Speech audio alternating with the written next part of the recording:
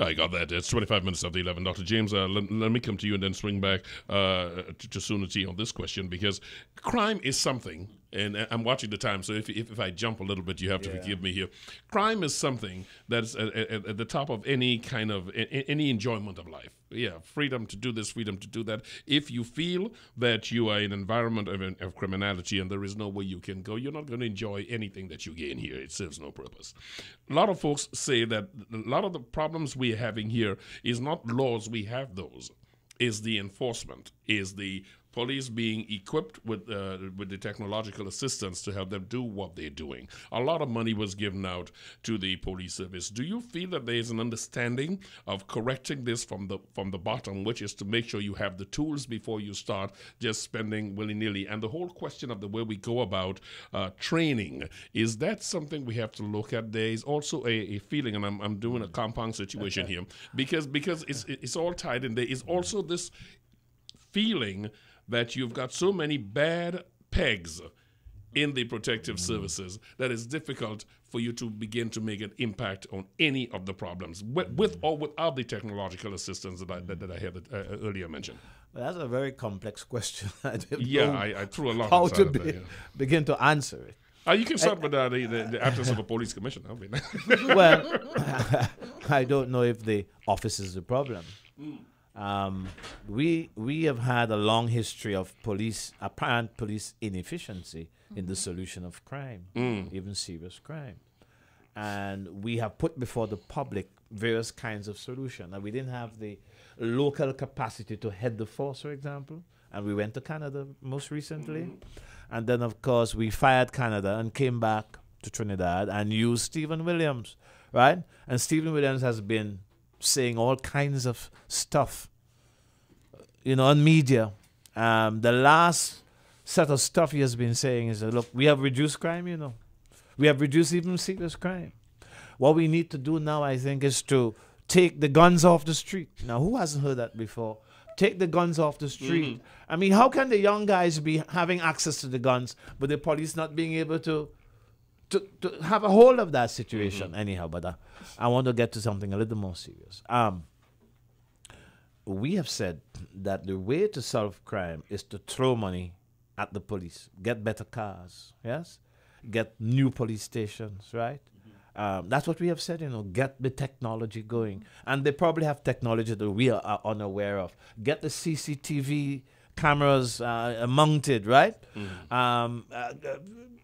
Intercept people's phone calls and their text messages, that sort of thing.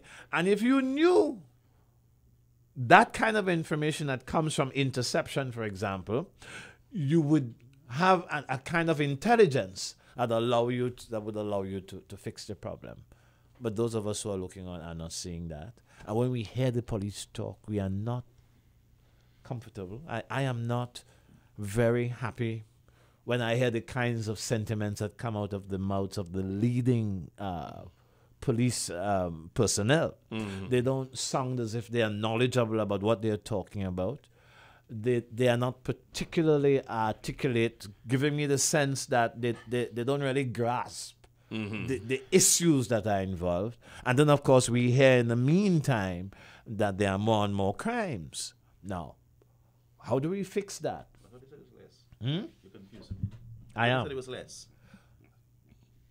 They're saying so. You're confusing me now, man. They're saying that the police are saying precisely the point. We are all the police are saying there are fewer crimes, but we are reading about more. At least my memory tells me this. Fewer crimes, but an increase in murders. No, okay, but I think we may be onto a good thing in the in the talk about community policing.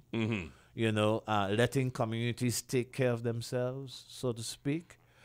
Which harks back to the old times, yes. There are dangers there, of course, and that's why whistleblowing is important, whistleblowing legislation is important. But are we not, Dr.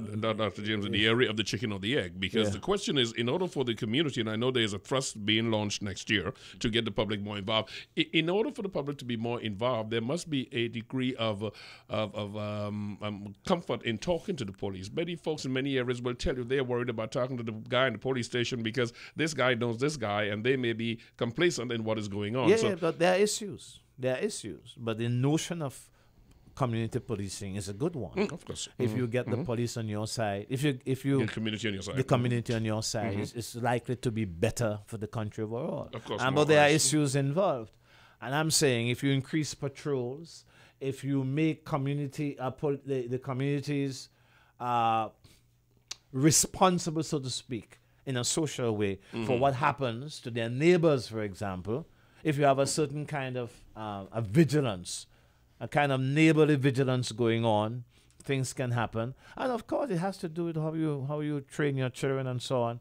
I mean, how the village trains its children. I don't mean the homes now. That sort of story.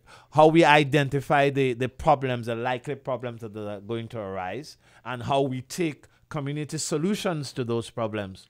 You understand? Like the homework centers, for example, the getting kids involved in better education, better training, but at the community level, and that is tied to, of course, local government reform, by the way. I'm saying if it can happen. And then, of course, this is the last thing I'm going to say about that issue. How you attract people with better foundational education into the service. You move from a police force to a police service. Yes, but people who are really qualified.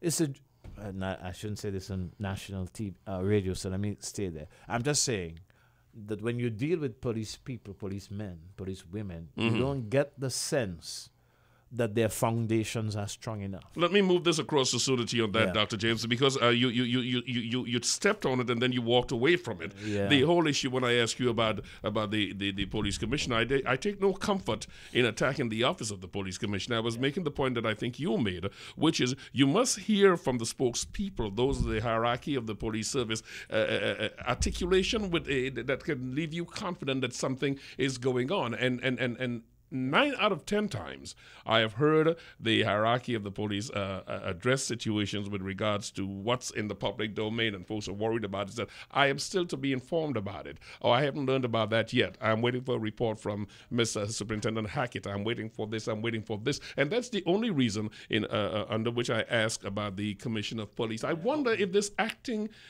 situation is in some way sending down a message to the rest of rank and file.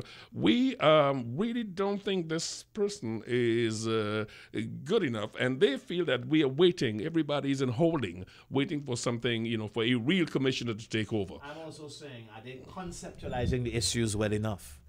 No, I'm with you. I'm with you on that. But I just wondered if the whole feeling down the line is that we have a placeholder going on, Sunity. That's what I want to yes, 6-month extensions on your contract. Nothing speaks louder than that of no confidence in you.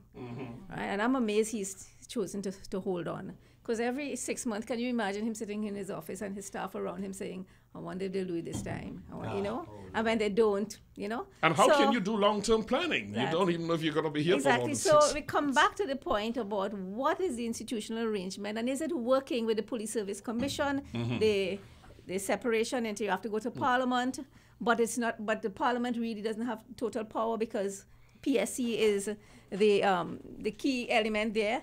And so the whole thing about the service commissions, that's another anachronistic aspect of the environment that needs to be addressed. But I think that when it comes to crime, I think Winford mentioned quite a number of the elements, which is we have to deal with the issue of enforcement, but that's just the end. That's after the crime, and hopefully a deterrent. But why are we? What is it? Why do we have so much violence in schools? Right? Yeah. What is the nature of the education system that it cannot keep children entranced and enchanted? What is the society? What kind of society we have that there is no inducement to excellence, because no matter what you have, if your address is so-and-so place, you're not going to get the interview. If you don't have the contact, you could be as good as you are. Some other person's going to get it. So there are so many problems that require systematic attention in order to come to that place where the criminals are the people who are just against the society. They're just deviant. They're not people who are victims themselves of a dysfunctional society. You do not want a to have to deal in an environment where you say this person raped somebody. And then you go back and you say, this person was raped themselves. Mm-hmm. And so on and so forth. That is a sickness in the society that is moving forward. How do you get justice there? But you do have elements that you have to deal with. You cannot mix up politics and criminal representation.